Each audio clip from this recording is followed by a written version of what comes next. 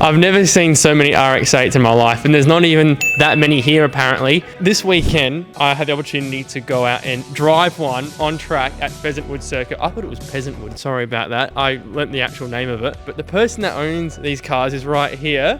I just can't believe it. I mean, how are you letting us do this? This is insane. It's just a really fun series, and I want more people to get involved and more people to come try the cars. They're cheap, they're fun, and yeah. You have more cars, don't you? And where are those other cars? They are at home. So these are just the run-in ones, and they're the ones at home, the ones in various states of disrepair. So we are at the, let's say, second workshop, because this is a wide collection of Maisie's cars. There is, I think, about 30 RX8s in total, plus an AU Falcon, which is pretty cool, but it is insane how many cool cars there are here. What is it, spare parts to like just... Body shells for written off race cars. So we've donated a few good body shells to the category. Like this one would still be a good body shell. If someone wrote off a car, you could reshell that into a race car. That silver one down there, the red one. But then ones like this that are just too far gone to repair, that's just primarily used for parts. You could fix it. Yeah, you could, but how much time do you want to put in? No way. Yeah, and then we've got a good one, that blue one there is about to become an RX8 Cup car. So we brought that home from Melbourne for someone else. Wow. What do you think of the chromies? Yuck. This car had to be off the road for a reason. That's disgusting. Jesus. Oh God. Is that a Porsche? Yeah, that's a Porsche. What happened to that? Don't know. Very sad Porsche. This one's getting a barrel motor, she said. A lot of cool projects, man. Like, just look at this place. Priya is staying protected. I'm trying to protect the R6. The R6 must be protected. Well, it's not waterproof, apparently. It's not going very well. We bring engines in from Japan, and it's a hell of a lot of effort to put an engine in and then figure out it doesn't run. So this is basically a car on a bench. We drop the engine onto it, start it up, make sure it all runs fine, get it up to operating temperature. Yeah.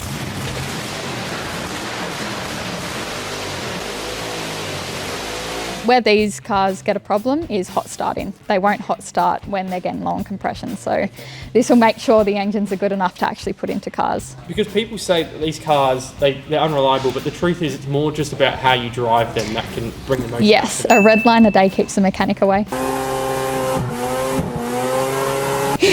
A red line a day keeps the mechanic away. Yeah, so these ones, we did make a rule that none of these ones are allowed to be used for parts, but bits and pieces have been nicked off them. They'll probably run on one rotor is the only thing. Maybe. Come on.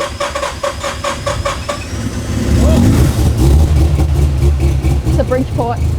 This is your baby. This is your main baby. That's my child. Okay. So what's her name? And this is Frogger.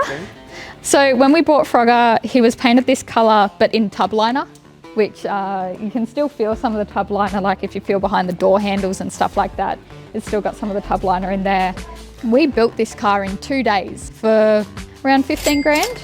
That is insane. So we bought it as a running car, two grand from Adelaide actually. Hey! Yeah, we've got the number plate up there. Hey, Brian! Yeah, 2 days it took us to build this one. Very impulsively.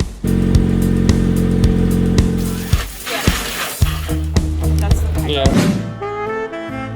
Hey, stop flicking your hair. Every video you flick your hair. Oh no. Welcome to Pheasant Wood Circuit. RX8s are now here. So it's such an amazing track. We just went out for some laps in a Mazda 2. Priya's getting set up, Maisie's getting set up. It's a big thing going from rear-wheel drive after driving front-wheel drive for so long, so it's going to be cool to experience that. But you literally only use second and third gear on this track. It's all just tight corners. Really keen to get on track and give it a crack.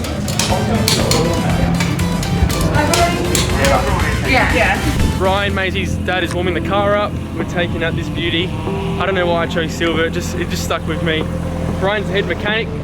New clutch. See how it goes. Can't wait.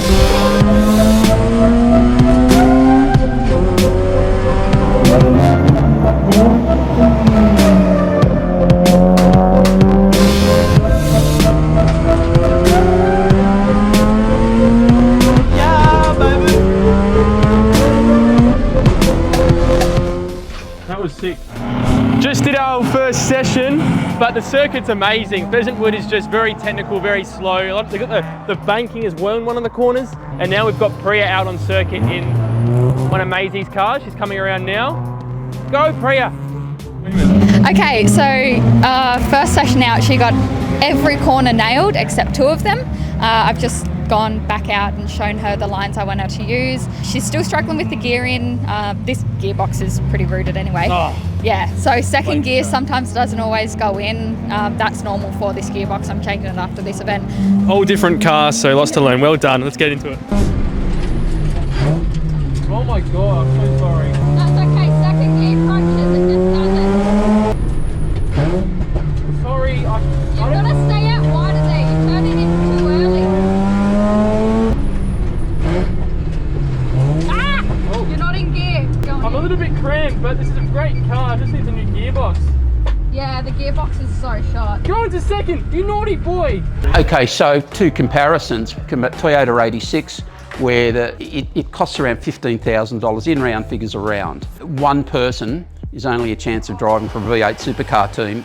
Out of that, even though 50 people think that's the case. Excels, which is a booming class, but when people start paying $35,000, $40,000 for an Excel because they think, you know, there's a race team hiding in the bush, that's a bit over the top. You can get the RX8 Cup for, even if you buy a car, 25, maybe 30 grand, which is cheaper than a frontline Excel. My big thing with RX8 Cup is it is so affordable, and that's the best thing. I mean, like, I obviously have a big fan base towards the 86 series, but now, you know, driving these cars and seeing what the costs are, you do get a lot more bang for buck in the RX8, just as a state level category. In a car that has a little bit more power, the components don't cost as much. Now, yes, the engine might be a bit more unreliable, but if you have a good mechanic or you learn what you're doing, it goes a long way. If you got a tighter budget, this would definitely be a more affordable car than an 86, which is similar in rear-wheel drive, power to weight, all that jazz.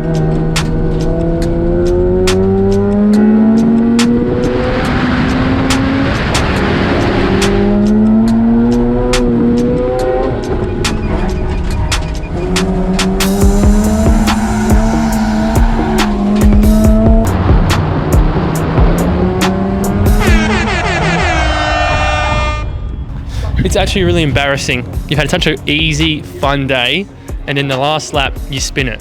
I could have hit that damn wall on the other side, but I didn't. What do you think of the series? Yeah, the series is awesome. The cars themselves, like it's affordable racing and it's so fun. Like these cars, I've driven 86s, Excels and this type of thing. And like these are great, but those cars have so much more power. They feel like a proper little race car. And even just the community as well, like everyone is so willing to help you out. And yeah, it's great. And if I can pull something together, I would love to do it, 100%. Anyway, guys, thank you all for watching. Leave a like if you enjoyed. And what do you think of Pheasant and RX8s? I will tell you what, I had a blast. We'll see you guys soon. Cheers.